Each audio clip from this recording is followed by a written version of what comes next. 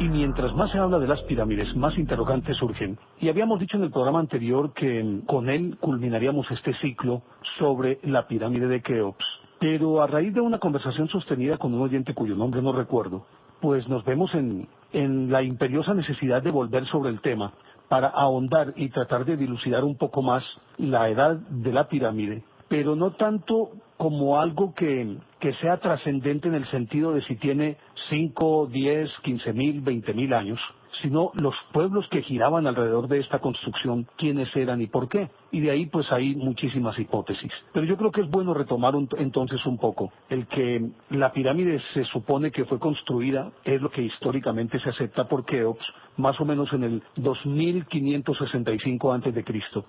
Sin embargo, decíamos que Heródoto tenía informaciones provenientes de Manetón y de Beroso, que decían que las pirámides eran mucho más antiguas. Pero también Solón, por su parte, ya había recibido información, y Solón vivió en el siglo VI antes de Cristo. Recibió información sobre la construcción y la edad de las pirámides, y de acuerdo con los datos que él tenía, esta pirámide habría sido construida más o menos 8.000 años antes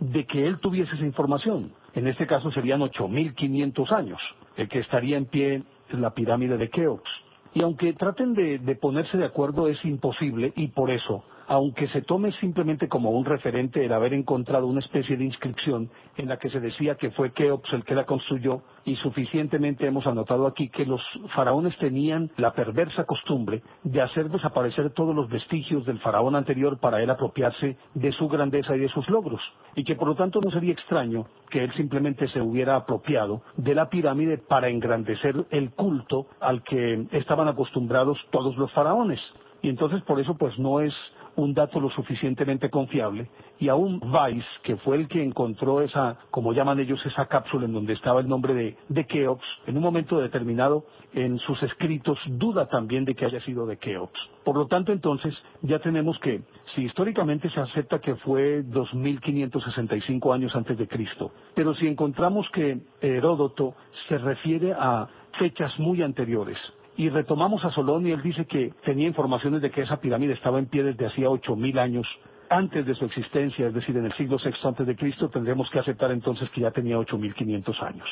Pero también, de acuerdo con la cronología oficial que se acepta de la historia egipcia y que fue propuesta por Edward Meyer y se apoyó bastante en la cronología que propuso Manetón en su momento, y de ahí pues se remonta él a mucho antes de lo que históricamente se acepta, que fue el comienzo del Imperio egipcio, cuando se unieron el Alto, el Medio y el Bajo Egipto, supuestamente bajo la mano férrea del faraón Menes. Pero, de acuerdo con eso, ya antes de él existía una cronología supremamente abundante. Inclusive habla de Surir, que fue un faraón que vivió antes del diluvio, y alrededor del cual existe la información de que ya en su época, en su reinado, ya hacía mucho tiempo las pirámides estaban en pie, y por lo tanto pues es comprensible y se puede aceptar que las pirámides tengan una edad, o sea, mucho más longevas de lo que históricamente conocemos. Si Surir vivió antes del diluvio, se sabe que el diluvio se dio entre el 12.000 y el 10.000 antes de Cristo, y si ya estaba en pie, pues entonces nos está dando una idea de su antigüedad. Pero resulta que hay otros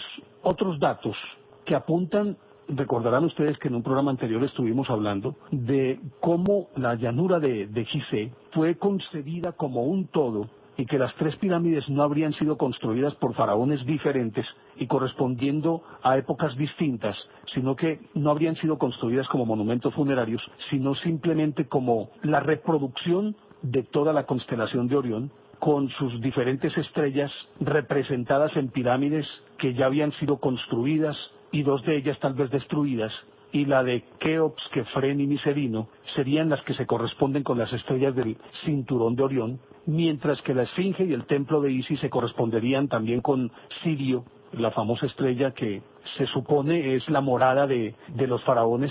Si volvemos sobre esta historia contada de esta manera, recordarán ustedes que decíamos que hubo una alineación por allá en el 10.425 a.C.,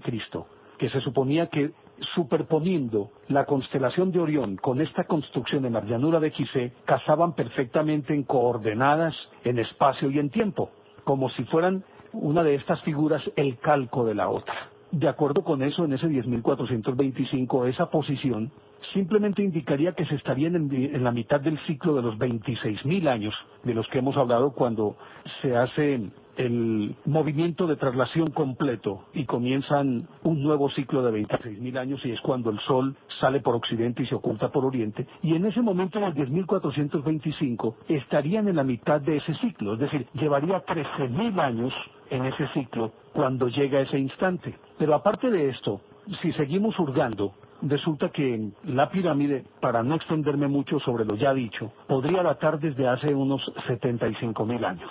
Y simplemente recapitulo esto por una razón muy elemental. Y es porque, si bien es cierto, la pirámide es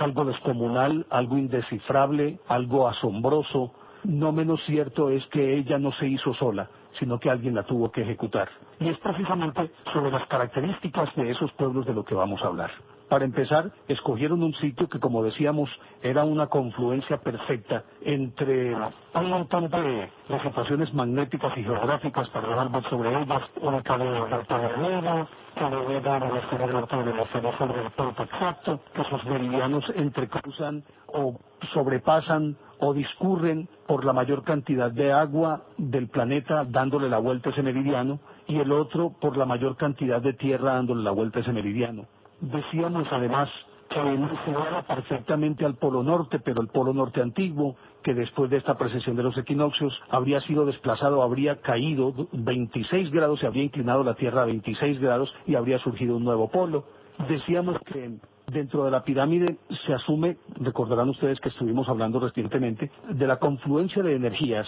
que tendrían que ver también con las corrientes freáticas, es decir, con el agua que está bajo la superficie, que es una enorme conductora de electricidad y de magnetismo, y de electromagnetismo, y que por lo tanto allí confluirían todas estas energías y son las que harían posible que una momificación se diera de manera natural sin la intervención de agentes externos o de factores externos. Y recordarán ustedes que hablábamos de los experimentos que se han hecho con gatos, con las cuchillas de afeitar, con todo esto, y entonces, según los científicos, dentro de la pirámide surgiría lo que llaman una anomalía magnética o electromagnética, los científicos, y es simplemente que lo que ocurre allí dentro no obedece a ninguna de las leyes universales que suficientemente conocemos de la física, y por lo tanto sería un espacio independiente en el espacio y en el tiempo, y por eso se darían todas estas condiciones. Pero para que alguien hiciera eso, tenía que ser una sociedad o una cultura de un enorme avance tecnológico y un profundo conocimiento científico que va más allá de cualquier consideración y aún de cualquier cálculo o presupuesto que uno podría hacer aún hoy, miles de años después, porque es reciente el descubrimiento de la teoría de la relatividad, de la física cuántica, y para que se dieran todas estas cosas allí, necesariamente ya tenían que tener un conocimiento vasto, profundo, y no solamente eso, sino suficientemente comprobado para que se dieran todas estas condiciones y pudieran ellos utilizar a voluntad esa energía, que como decíamos,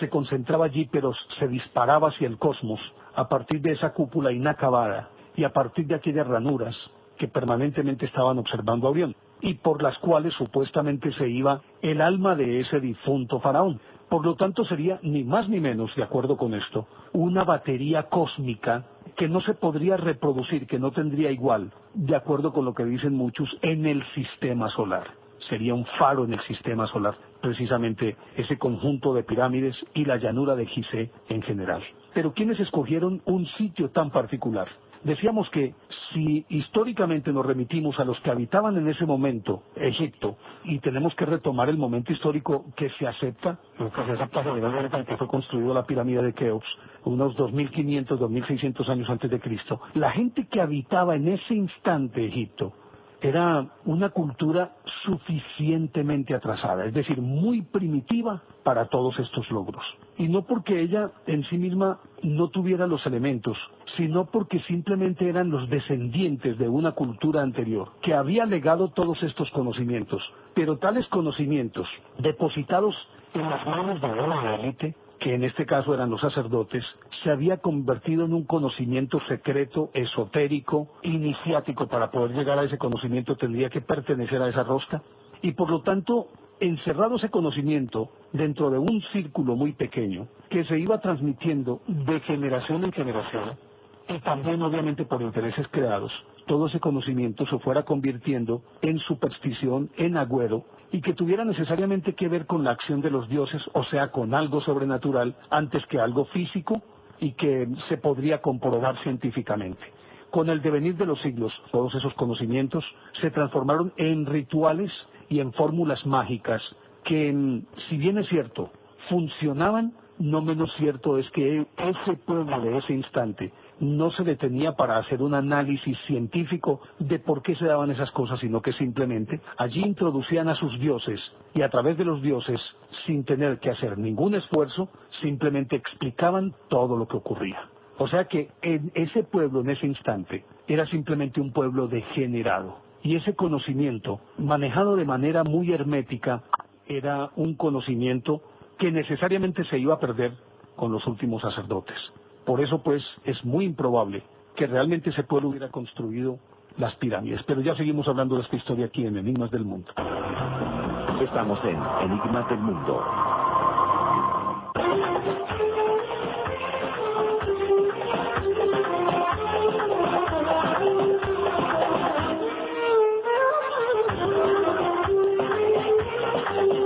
Si en efecto fueron ellos los que construyeron la pirámide, simplemente lo hicieron a partir de fórmulas rituales y mágicas que eran tecnología pura y principios físicos y químicos puros, pero que ese pueblo no conocía ni se lo iba a explicar ni le interesaba explicárselo porque sus dioses se lo explicaban todo y a partir de ese conocimiento mágico ritual ellos pudieron construir esto. Pero eso es demasiado improbable, porque por mucho que se pretenda ver la mano de Dios en una obra de estas características, de todas maneras, el que hayan surgido problemas mediáticos que haya que resolver sobre la marcha, harían que también de alguna manera tuvieran que aplicar algún tipo de tecnología propia para solucionar esos pequeños problemas. Entonces, como decíamos, de acuerdo con lo que ya se acepta, aunque a regañadientes, esta edificación o este complejo fue muy anterior, se construyó mucho tiempo antes de lo que históricamente se acepta, y que podríamos decir, se podrían remontar a todos los años que uno quisiera. Pero es que precisamente esos conocimientos que fueron llegando de generación en generación, y que los sacerdotes se apropiaron de ellos, lo escondieron, y simplemente se fue degenerando, como decíamos, se tenía que perder. Con el último sacerdote eso se tenía que perder. Por lo tanto, cada vez que uno se remonta en el tiempo encuentra cosas todavía más sorprendentes. Por ejemplo, el imperio egipcio fue uno hasta por allá el año 2160 antes de Cristo, en el que ya había una degeneración, pero todavía quedaban algunos rasgos de ese conocimiento y de ese dominio de esas técnicas. Y fue cuando la capital Memphis perdió su preeminencia sobre el resto del país, porque apareció una dinastía dominante que sentó sus reales en la ciudad de Tebas y empezó a helenizarse. Fueron llegando los griegos y estos empezaron a apropiarse de todos estos conocimientos. Y la prueba palpable de que en efecto fueron ellos los que aprendieron de los egipcios radica en el hecho de que muchos de los grandes griegos, incluido Solón, incluido Platón, a ver, ¿quién es más? En Egipto estuvo, si se quiere, por ejemplo, Euclides vivió toda su vida en Alejandría, en una época muy tardía, pero todo ese conocimiento de alguna manera se había compilado en la famosa biblioteca de Alejandría. Pero mire, Pitágoras vivió por toda esa de Alejandría, y recuérdese que Pitágoras es considerado sacerdote de Osiris y uno de los, dijéramos, de los seres excepcionales iniciados de la historia, que fue el que le dio el toque de misticismo a los números y con ello condujo a la armonía universal, incluido pues el descubrimiento de Pi 31416, Tales de Mileto, el primer filósofo griego de la escuela jónica, que estudió en Egipto geometría y astronomía. Anaximandro, su sucesor, también estudió en Egipto astronomía y meteorología, y trajo precisamente de Egipto la concepción de la división del día en 12 horas, por lo menos el periodo de luz, y obviamente las 12 horas del periodo de oscuridad, y fue precisamente él, Anaximandro. Pero aparte de él, estuvieron estudiando en Egipto Parménides, Heráclito, Anaxágoras, Demócrito de Abdera, Platón y muchos otros. Por lo tanto, esto nos está indicando que ellos tenían ya por lo menos una noción de ese conocimiento que provenía de miles de años anteriores y que alguien tendría que rescatar ese conocimiento para que no se perdiera, y fueron precisamente los griegos. Si bien es cierto, ellos obtuvieron todo este conocimiento, tampoco lo compartieron con el pueblo. Por lo tanto, otra vez volvemos a ese terreno del mito de si en efecto fueron o no fueron estos o aquellos. Pero miren cosas como estas. Se han encontrado algunos textos, pues jeroglíficos, claro, que son manuales y que proceden de antes del imperio de Memphis, es decir, muchísimo antes, y el imperio de Memphis lo había recibido como herencia desde la época de Zurida, aquel que estábamos hablando que había vivido antes del diluvio, y luego ese conocimiento de alguna manera se salvó de ese diluvio universal y llegó al faraón Menes, y después otros tantos lograron preservarlo durante muchísimo tiempo, y se dice que mucho de este conocimiento se perdió en la biblioteca de Alejandría, pero por fortuna se han encontrado estos que llaman códices, entre los cuales, por ejemplo, los manuales de aritmética y geometría de la 12ª dinastía, que se conoce de ese tiempo histórico egipcio, son simplemente copias de la época anterior a Memphis. Y lo mismo puede decirse de un tratado de medicina que hay en un códice, que procede de la época de Manetón, que entre otras cosas también es antediluviano. Y hay numerosos papiros, el más antiguo es el de Khatum, de la 12ª dinastía, que es un tratado de ginecología. Luego está el papiro de Evers, una enciclopedia de anatomía y patología. Y uno que descubrió Edwin Smith, que es un tratado de patología externa y de cirugía ósea, ni más ni menos de traumatología, mejor dicho. Y ambos proceden de la 18ª dinastía. Se conocieron en esa época, pero eran muy anteriores. Por allá otros estudiosos encontraron los papiros que denominaron los papiros de medicina y le dieron el nombre de Hearst, porque su autor, en compañía de Chester Beatty y de otro señor de apellido Casper, los descubrieron. Este último también encontró que hay en los escritos formas gramaticales y de sintaxis desaparecidas desde la época de las pirámides, y que inclusive quien copió estos textos, que posteriormente fueron conocidos, tuvo que hacer una reinterpretación porque no podía entender parte de lo que estaba escribiendo, porque era un texto demasiado arcaico. Por ejemplo, en el papiro de Evers hay una cita muy importante que señala cómo se encuentra el tratado para expulsar los dolores que están en los miembros de un hombre, y fue hallado en Letópolis y llevado a un rey llamado Udimu, uno de los últimos reyes de la primera dinastía. Y ahí pues también se dice que durante el reinado de Keops se halló el primer manual de medicina del templo de Chemmis, una ciudad que estaba también en el delta del Nilo. Y con las informaciones que se tienen es que estos manuales fueron hallados por Keops, fueron hallados por Udimu, lo que nos está indicando a las claras que ellos no fueron los autores, mejor dicho, que ellos no tuvieron la culpa. Y miren cosas como estas. Hay un tratado de anatomía que, si se mira a la luz de la tecnología que hoy poseemos, pareciera que lo escribió alguien de este tiempo. Hay uno dedicado a la anatomía y a la fisiología del corazón y explica que este órgano no es solamente el motor y regulador de la circulación sanguínea, sino que es el centro de toda actividad corporal, mecánica, claro. Y explica ahí en ese tratado cómo el aire que entra por la nariz penetra en los pulmones, llega al corazón y éste lo distribuye a todo el cuerpo, y cómo del corazón parten los vasos que van a los oídos, pues todo esto los canales a través de los cuales va la sangre a los oídos, a los brazos, a los dedos, a las piernas, testículos, nalgas, hígado, pulmón, vaso, vesícula y ano, y los describe así. Y estos vasos, según ese papiro de Evers, explica que son conductos pues que llevan que llevan la sangre, pero que la sangre porta aire y otros líquidos diversos, y que son los que permiten que haya una actividad corporal, casi que inclusive apuntan, con términos muy de ellos, a ese proceso de oxidación que se da en la sangre y que es el que produce los calambres y cosas por el estilo. También explica la naturaleza de las lágrimas, de los mocos, de la orina, de las heces, cómo se produce el proceso digestivo. Habla de las afecciones respiratorias que eran tratadas con inhaladores y tenían curas para la tuberculosis, sometiendo al paciente a un régimen de una dieta especial. Y hablaba del hígado que se curaba con dietas vegetarianas. Hablaba de purgantes de uso cotidiano que hasta hace muy poco tiempo los utilizamos, como el aceite de ricino, por ejemplo. Y hablan de eso en ese tratado. El papiro de Cajún, por ejemplo, describe de una manera rigurosamente científica los síntomas de las enfermedades femeninas y se fija el ciclo, es decir, y explican el ciclo de la regla y por qué se da, y se prescriben los tratamientos para mitigar esos dolores producto de la regla. Y también métodos para determinar si una mujer está embarazada o no, inclusive partiendo del sistema hormonal. Ellos explican cómo funcionan las hormonas y cómo esto induce también o ayuda a la concepción y a la gestación. Y también tenían métodos para determinar si el bebé que venía en camino era niño o niña. Y tenían métodos anticonceptivos a base de medicamentos que inhibían la ovulación de la mujer, algo ni más ni menos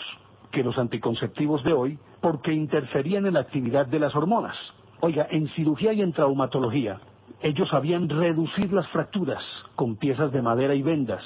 sabían cómo cauterizar un forúnculo y los abscesos, cómo curar heridas profundas y cómo utilizaban la asepsia, es decir, cómo ellos desinfectaban los instrumentales que utilizaban y lo hacían con agua y fuego, y suturaban las heridas,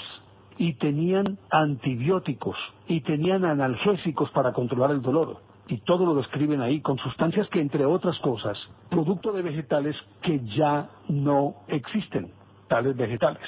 Además, en ese códice de Cahun, prescribía y ordenaba que en todas las casas existiera un botiquín de primeros auxilios, que incluía elementos para desinfectar no solamente al paciente, sino también los ambientes. Y así cosas por el estilo, pues que uno dice, pero bueno, ¿de dónde pudieron haber sacado tal conocimiento? Simplemente era un conocimiento antiquísimo que ellos habían guardado y sobre todo los sacerdotes lo habían escondido a los ojos del pueblo para poder seguir dominándolo. Pero ya seguimos hablando de esta historia aquí en Enigmas del Mundo. Ya regresamos, Enigmas del Mundo.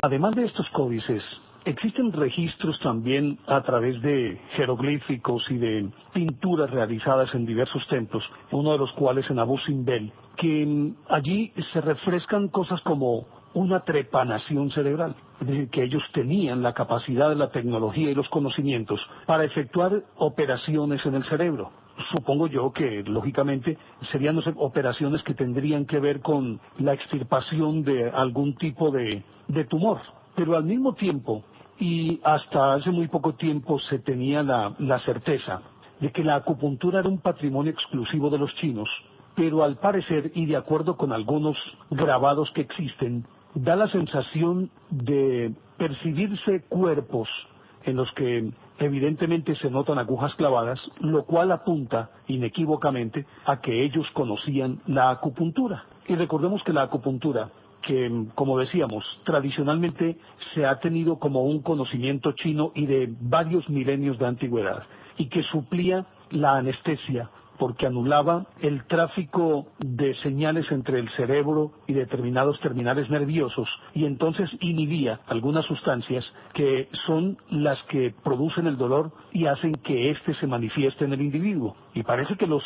egipcios también tenían ese conocimiento de la acupuntura, aunque esta no es tan relevante en la historia de los egipcios como lo es en la historia de los chinos. Pero si hacían trepanaciones, necesariamente tendrían que poseer conocimientos profundos para controlar el dolor de cabeza. El dolor es el dolor de cabeza de la humanidad. Y lo digo de esta manera porque no creo que haya nadie que sea capaz de conciliarse con el dolor, excepto los orientales, que a partir de muchísimos ejercicios de yoga, meditación y demás, son capaces de inhibir el dolor mediante la supresión de algunas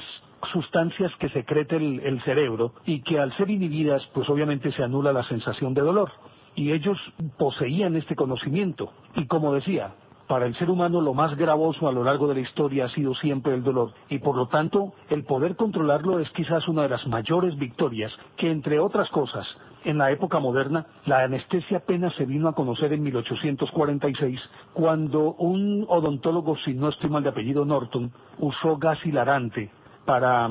detener un poco los efectos del dolor, y más que detenerlos era euforizar, precisamente por eso llamaba gas hilarante, apaciguar al individuo y conducirle a un estado de beatitud y de paz, también entroncado quizás con manifestaciones eufóricas, con risa y con todas estas cosas. Y eso fue apenas en 1846. Y esto lo hacían miles de años antes de Cristo. Por lo tanto, un conocimiento de estas características no podía ser propio de un pueblo que todavía estaba en un estadio supremamente primitivo si nos remitimos a su contexto histórico y a los conocimientos que se evidencian en la tecnología que poseían. Por lo tanto, para ellos era una herencia que habían recibido de culturas mucho más antiguas. Entonces tenemos trepanaciones, tenemos el uso de la acupuntura y todos estos manuales que están inscritos en los códices a los que ya hemos aludido y que tienen que ver con muchas de las ramas de la fisiología y de la medicina. E inclusive se dice que el padre de la medicina, Hipócrates, también estuvo aprendiendo justamente en Egipto. Hay aún también una teoría que es obviamente solo eso, una teoría, una hipótesis, ni siquiera una teoría sino una hipótesis, y es que Jesús, en aquellos años oscuros en los que no aparece por ninguna parte, que es quizás la parte más extraña de la Biblia, que es entre los 12 años después de la presentación en el templo y los 30 cuando comienza su ministerio, una buena parte de ese tiempo la invirtió no solamente estudiando con los esenios, sino también estudiando en Egipto. Pero sus conocimientos no solamente pasaban por la medicina, sino que ya suficientemente está demostrado, de acuerdo con la ubicación de la pirámide, de los cálculos trigonométricos, geométricos, matemáticos, de su concepción misma, de su ejecución misma, ya nos está indicando que tenían también unos profundos conocimientos de todas estas ciencias. Y a eso hay que agregarle también la astrología en aquella época, que obviamente es la precursora de la astronomía actual. Y eso lo podemos corroborar con lo que estábamos contando de la llanura de Giza, como si fuera un calco de la constelación de Orión. Conocían perfectamente el movimiento de los astros, los solsticios, los equinoccios, la precesión de los equinoccios y todo ello que inmediatamente lo remite a uno a creer en un profundo conocimiento en todas estas materias. Y así por el estilo, podría uno seguir afirmando muchísimas cosas más. Por ejemplo, se me olvidaba que en cuanto a ingeniería, yo diría que algo como lo que registran algunos documentos es no solamente descabellado, sino que es inverosímil, es algo que le cuesta a uno creerlo si lo miran de una manera desprevenida y si no existiesen los soportes documentales para tal acerto, y es que ellos, por ejemplo, habían construido un canal, óigase bien, un canal prácticamente, aunque fuera local, de todas maneras no dejaba de ser un canal, tal vez parangonando con el canal de Panamá, un canal interoceánico. Imagínense que ellos tenían un canal que unía al Mediterráneo con el Mar Rojo, y que justamente el faraón Sócer, aquel que ordenó la construcción de la que se supone fue la primera pirámide, o sea, la pirámide escalonada de Saqqara, Sócer le ordenó a Imhotep que construyera esa pirámide, y fue él quien ordenó que ese canal que unía el Mediterráneo con el Mar Rojo fuera cerrado. Muy posteriormente, en la sexta dinastía, cientos, tal vez mil años después, fue reabierto este canal. Y miren ustedes el trazado del canal. Se había excavado un enlace entre el Nilo y el lago Timsah por un oasis que se llama el Wadi Tumilat, y desde el Timsat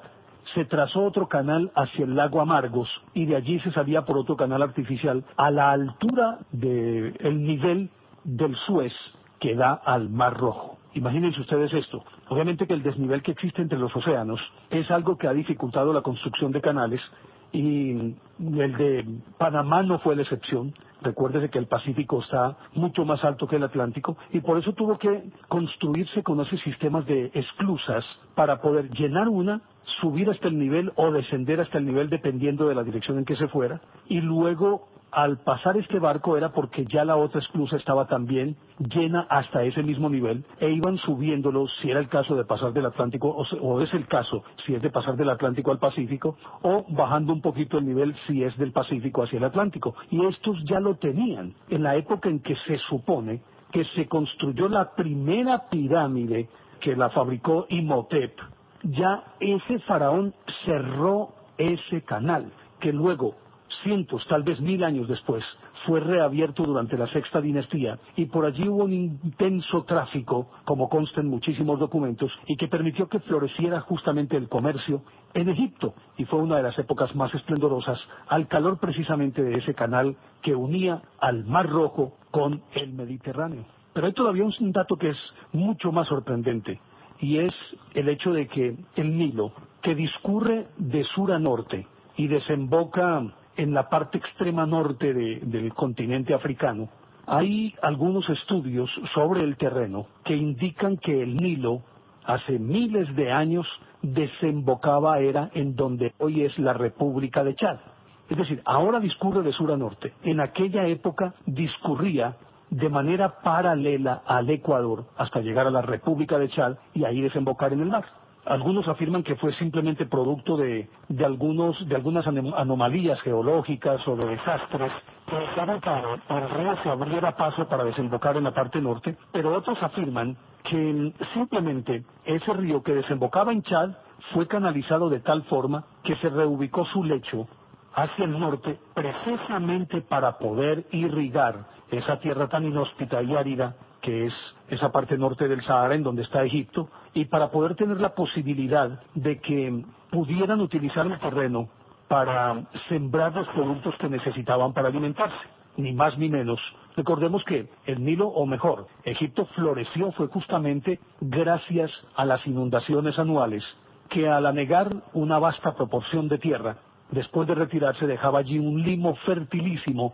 que era sobre el que se podía sembrar. Y parece que esa civilización anterior simplemente reorganizó el río Nilo y lo puso a desembocar en el norte para poder tener la posibilidad de sembrar allí. Pero bueno, la pregunta es, ¿ellos cómo sabían que podían controlar no solamente el río y cambiarlo de curso, sino que tenían la certeza de que las inundaciones serían las que harían fértil esa tierra? ¿Y cómo lograban controlar en la época de las inundaciones el río de tal forma que anegara justamente la porción de tierra que ellos necesitaban? Después de escuchar esto, es cuando empiezan a emitirse diversas hipótesis que tienen que ver con argumentos que van desde que la pirámide fue construida por extraterrestres,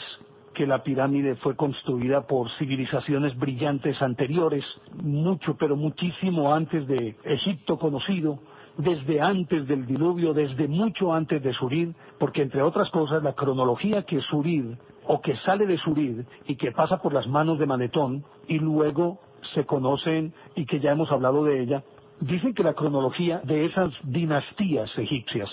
se pueden remontar fácilmente a 450.000 años.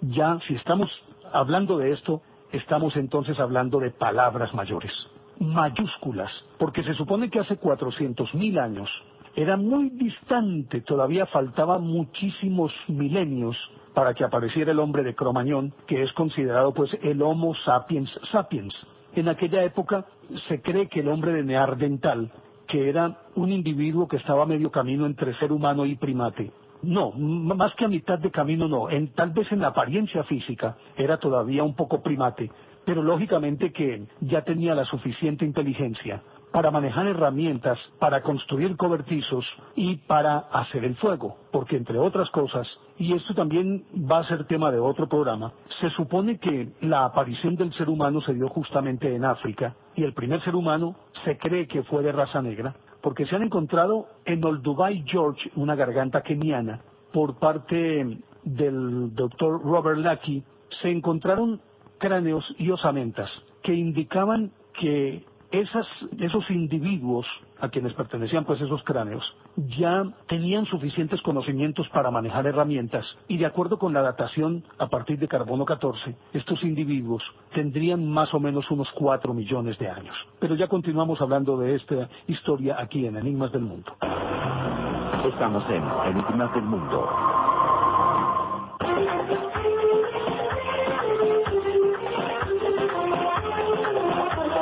Uno de estos cráneos encontrados allí fue denominado como la Bella Lucy, que evidentemente pertenecía al sexo femenino, y aparte de eso, el cráneo ya apuntaba más a tener las características del Homo sapiens sapiens, aunque todavía su parte posterior era lo suficientemente alargada y la frente también achatada. Pero resulta que junto a ellos fueron encontrados algunos elementos que indicaban a todas luces que eran herramientas fabricadas por ellos. Y un poco más allá encontraron lo que ellos asimilan, el doctor Blackie asimila, como si fueran residuos de una antiquísima hoguera, con lo cual se está aseverando entonces que ellos ya conocían el fuego y lo dominaban. Y si dominaban el fuego y tenían herramientas, entonces eran seres humanos. Pero aquí es lo paradójico, porque entonces, ¿qué se hicieron ellos? Dado que de 400 a 300.000 años antes de Cristo, el hombre de Neandertal era quizás lo más parecido al ser humano. Porque además junto a estos cráneos, que denominaron Homo habilis, encontraron un poco más allá otros cráneos que eran mucho más robustos, de una complexión física mucho más ancha, más simiesca, y los cráneos evidentemente también muy simiescos, pero que andaban de manera bípeda, es decir, andaban sobre dos patas, y al parecer todavía eran arborícolas,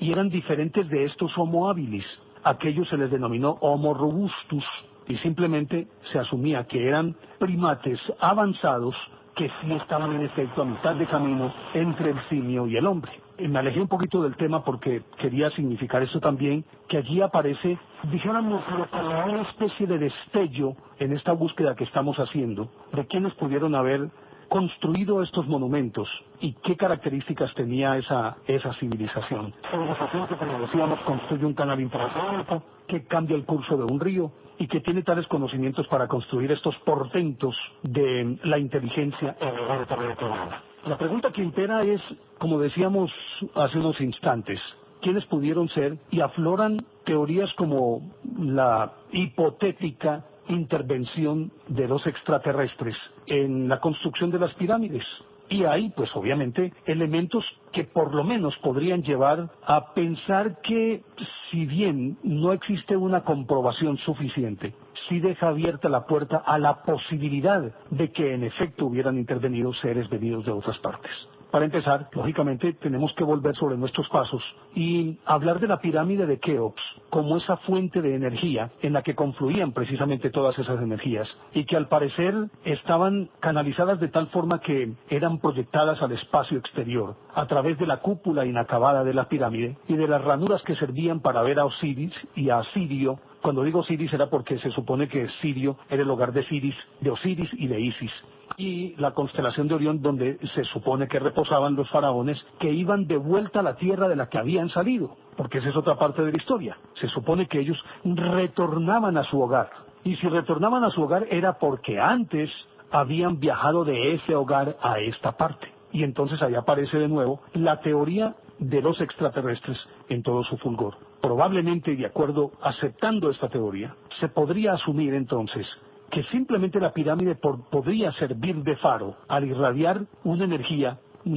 lumínica que podría perfectamente ser vista, aunque no percibida a simple vista por el ojo humano, por el espectro de los colores que podrían estar al alcance de la pupila humana, que está concebida para otras necesidades y no para alcanzar una visión de tales características, una visión, por ejemplo, termográfica. Es decir, que uno pudiera ver a través, o sentir, o palpar a través de la irradiación de calor, podría determinar, como sucede ahora con muchos instrumentos, que determinan las características de un cuerpo a través de el calor que de ese cuerpo sale. Y podría ser de esas características. O podría, como decíamos, ser una fuente lumínica que se podría percibir en cualquier parte del cosmos, o una fuente de determinados rayos que no pueden ser vistos, los infrarrojos, por ejemplo, y que tal vez los instrumentos de esos extraterrestres o ellos mismos estarían dotados de la capacidad de percepción de todos esos rayos, o con instrumentos lograr registrar las ondas emitidas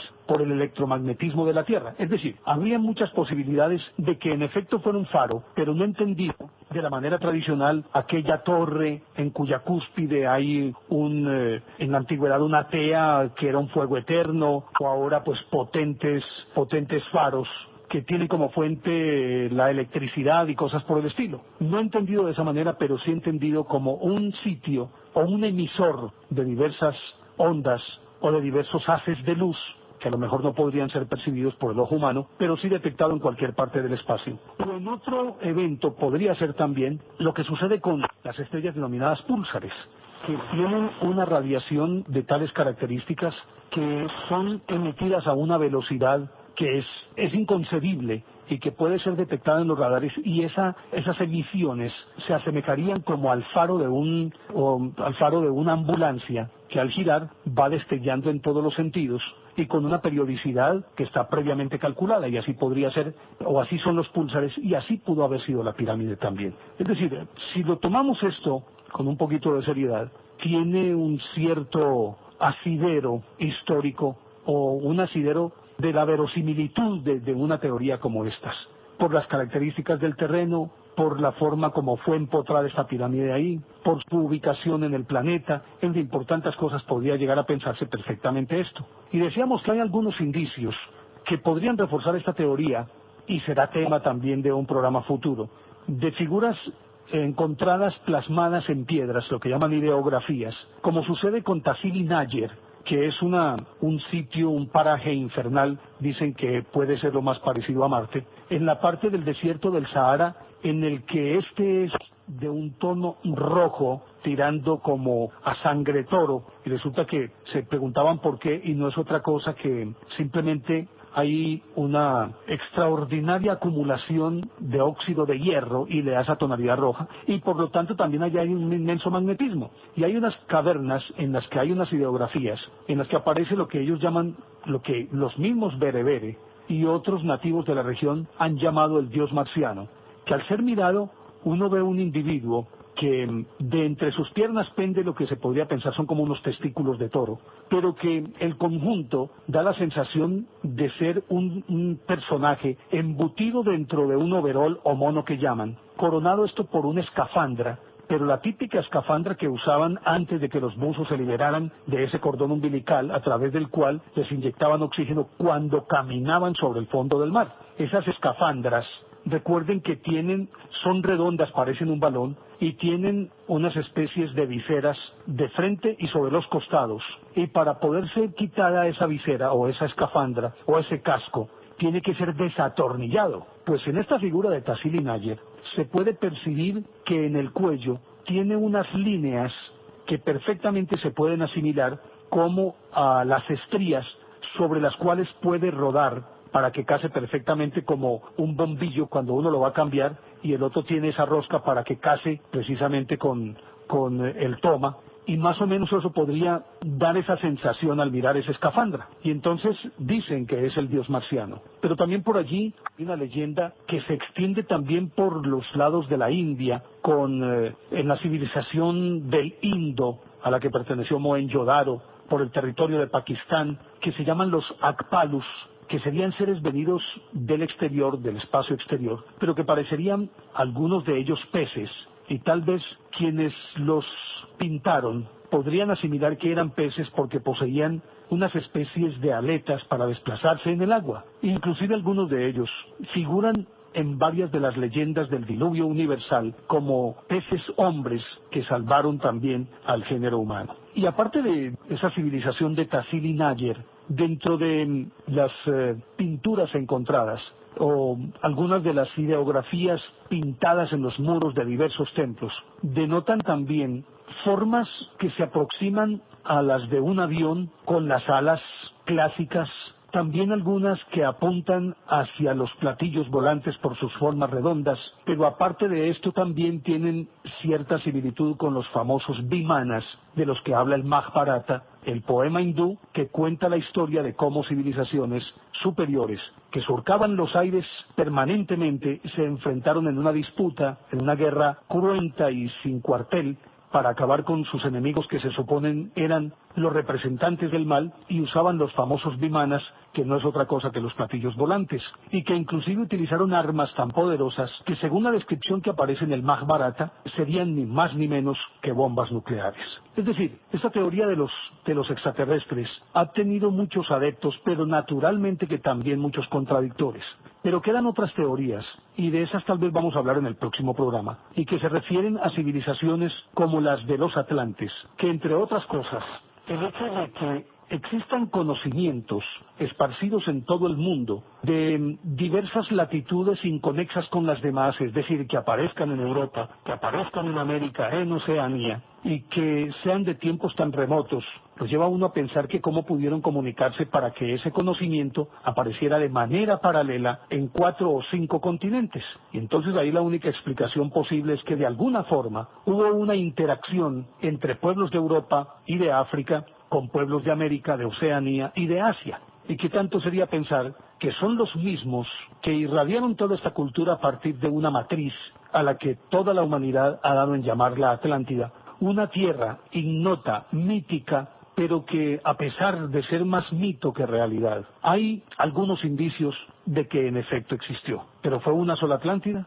¿Fueron muchas Atlántidas? ¿O simplemente el planeta en alguna oportunidad o en alguna época estuvo unido por un conocimiento a distancia a partir de tecnología como la que poseemos hoy, satélites, televisión, internet y demás, y que esa intercomunicación hacía que hubiese transferencia de cultura y también de tecnología para que cada pueblo lo pudiera tener en su momento, y que tal vez un cataclismo los separó a todos, los sumió en la barbarie y la humanidad tuvo que empezar de nuevo? Pero bueno, ese va a ser el tema de la próxima semana. Por ahora llegamos al final y dejamos estas reflexiones para que ustedes las sopesen e investiguen un poco más.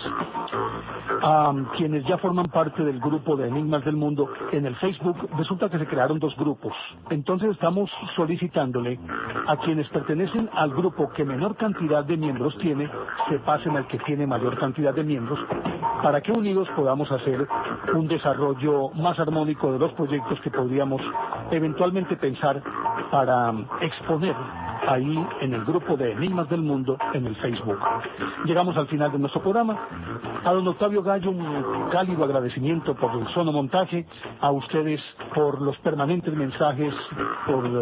los comentarios que nos hacen a través de caracol.com.co y a través de Enigmas del Mundo, el grupo de Facebook. Sigan escribiéndonos, solicitándonos temas y en la medida de lo posible vamos a darles gusto. Por ahora, muchísimas gracias. Nos encontramos la próxima semana, porque el próximo domingo será otro cuento. Caracol Radio, Enigmas del Mundo, Néstor Armando Alzate.